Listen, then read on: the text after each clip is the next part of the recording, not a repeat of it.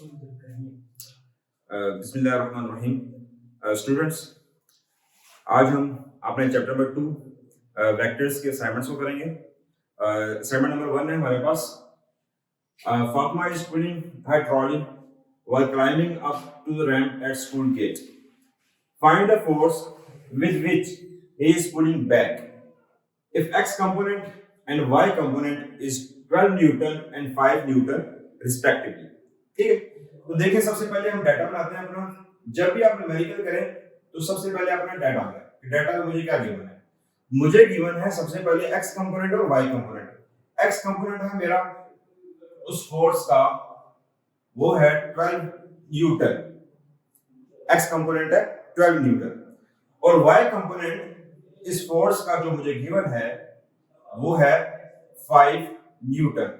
ये मुझे data given है। अब मैंने फाइंड क्या करना है? सबसे पहले तो वो चीज देखें, फाइंड। नेक्स्ट हेडिंग होगी मेरी फाइंड। मैंने फोर्स फाइंड करनी है और फार्मूला में क्या लगाऊंगा?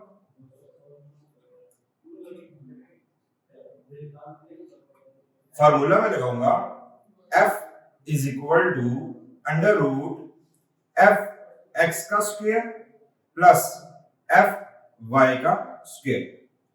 ठीक है जी, ये मैं फार्मूला इसमें पुट करूंगा। चलिए इसको सॉल्व करते हैं। इसकी डायग्राम किस तरीके से बनेगी? एक्स कंपोनेंट ऑफ फोर्स वो है मेरे पास 12 newton, Y component of force का वो है मेरे पास 5 न्यूटन। तो ये वाला जो फोर्स है जो एक्स कंपोनेंट के साथ वो बना रही है, जब वो जा रही है रैंप पे वॉक कर रही है, ठीक है, तो इस फोर्स को हमें फाइंड करना है जिस फोर्स के साथ वो बैक को पुल कर रही है इस रैंप पे।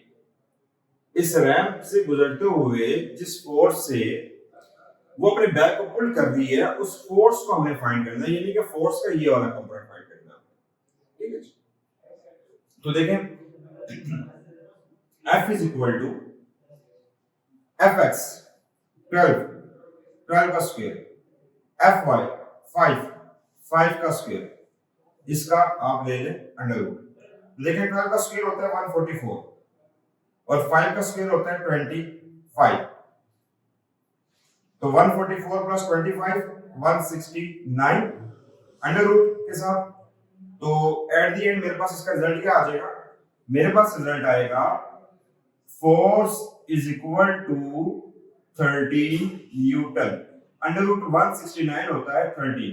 तो मेरे पास जो फोर्स आई वो है 13 न्यूटन, जिसका ये x कंपोनेंट है जो हमें गिवन था और जिसका ये y कंपोनेंट है। तो वो फोर्स है 13 न्यूटन, जिस फोर्स के साथ फातिमा अपने बैग को इस तरह पे ड्रैग करेगी, पुल करते हुए इस पॉइंट पे जाएगी।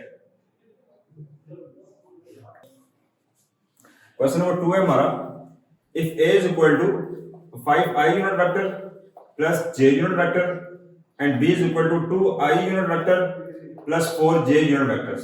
तो हमने फाइंड क्या करना है? फाइंड करना है projection of a on b। तो किस तरीके से हम करेंगे? ये हम फार्मूला इसमें यूज करेंगे, projection of a on b। तो सबसे पहले हम a डॉट b फाइंड करेंगे। जो a डॉट b में हमारा आंसर आएगा उसको b की मैग्नीट्यूड से डिवाइड कर देंगे, तो हमारे पास आंसर आएगा projection of a on b। तो सबसे पहले तो डॉट प्रोडक्ट फाइंड करते हैं, a डॉट b।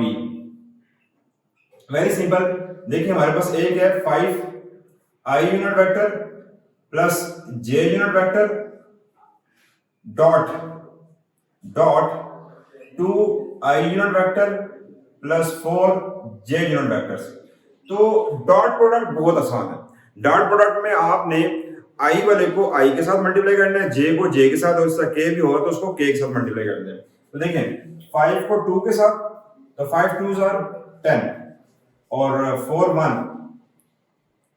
तो हमारे पास आंसर आ जाएगा 10 प्लस 4 14।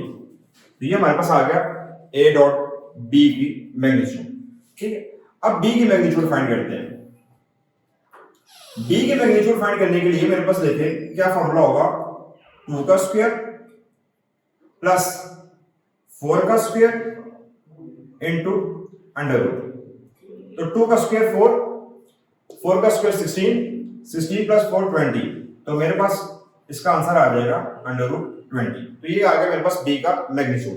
अब इन दोनों को डिवाइड कर देंगे, तो a डॉट b का मैग्नीट्यूड डिवाइडेड बाय b का magnitude is equal to 14 by √20। इसको मजीद सिंपलीफाई करें तो इसको हम लिख सकते हैं 4 5 मल्टीप्लाई का 4, तो √4 बाहर आएगा तो 2 बन जाएगा, तो 2 √5 इसको हम लिख सकते हैं। तो 2 जब 14 से कैंसिल होगा तो हम लिख सकते हैं 7 बाय √5। ठीक, ये हमारा इसका जो है वो आंसर आ गया। इसी तरीके से हम करते हैं projection of B on A।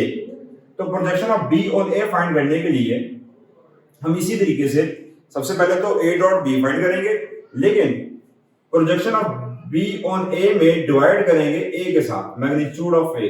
Projection of B on A is equal to A dot B का मैग्नीट्यूड बाई A का मैग्नीट्यूड।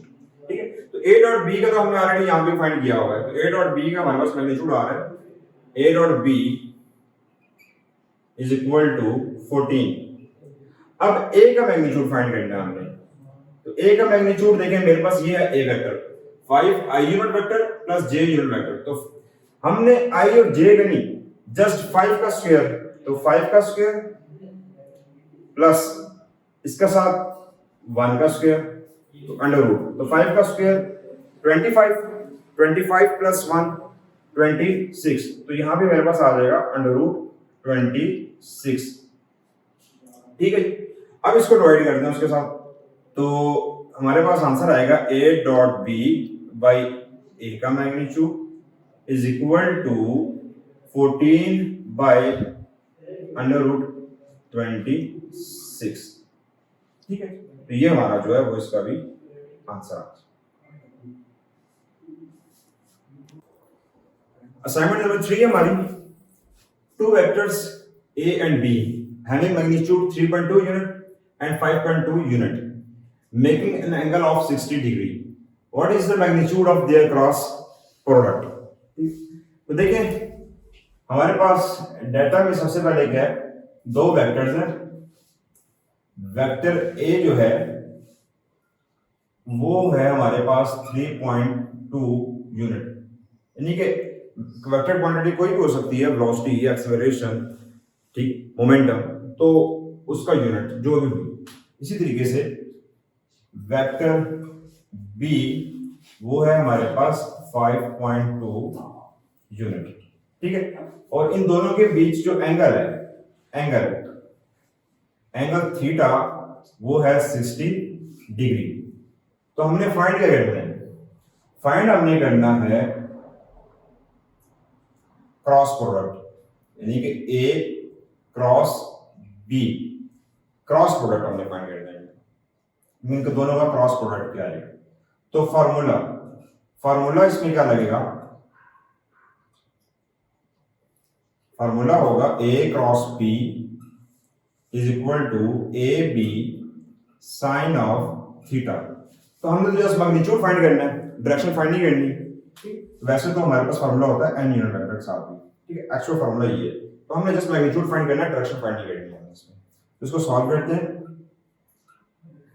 तो देखें A cross B is equal to AB sine of theta. तो A मेरे पास उसकी जो magnitude है वो है 3.2, B जो है उसकी मैग्नीट्यूड है 5.2 और साइन ऑफ 60 डिग्री।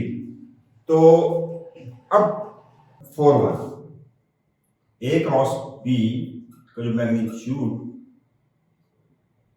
14.41